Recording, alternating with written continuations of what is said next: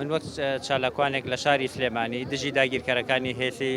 سوپای داگیرکەری تورکیا بەداخەوە هەرچەند لە پەرلەمانی یاسای بۆ دەرچووە کە دەبێت هێزەکانی تورکیا داگیرکەر سنوورەکانی هەرێمی کوردستان نەبەزێن، بەڵام زۆر بەداخەوە ڕۆژانە و ساڵانە و ماگانە دەبینین سنوورەکانی هەرێمی کوردستان داگیر دەکەن بە بیانی جۆرا و جۆرەوە هاوڵاتیانی کوردستان شەهید دەکەن،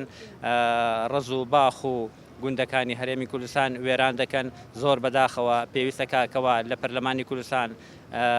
ئەو یاسای کە دەرچووە کاری لەسەر بکرێ بۆی چیتر سوپای داگیرکەری تورکیا بە بیانی جۆرا و جۆر سنوورەکانی هەرێمی کوردستان نەبەزێن.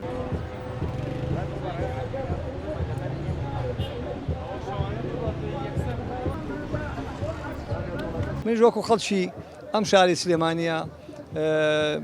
ئەوە ئیمزام کردووە و بەدڵ و بەناو بۆ دەرکردنی سوپای تورکیا. بەڕاستی تورکیا نەکرد چای بە گریلای پەکەکە هەڵنایە، چای بە هیچ پارچێکی کوردستان هەڵنایە، وەکو خۆیڵێ لە هەر شوێنێکی دنیای ئازادی هەبێ بۆ کورد ئەو لەوێ ئەچێ و ئازادیە دامرچێنێتەوە دژی ئەو ئازادیەیە. لەبەرەوە ئەو دژی هەمومانە نەکرد دژی گریلای پەکەکە و گریلای پەکەکە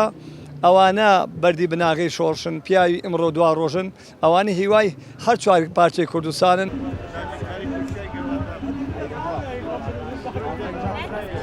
ئێمە ئەتوانین بەسەن پەیوەندیمانە بێ مەسەن هەم بۆ لایەنە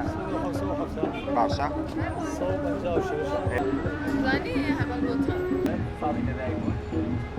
شوێن نیشتەجێبوون واش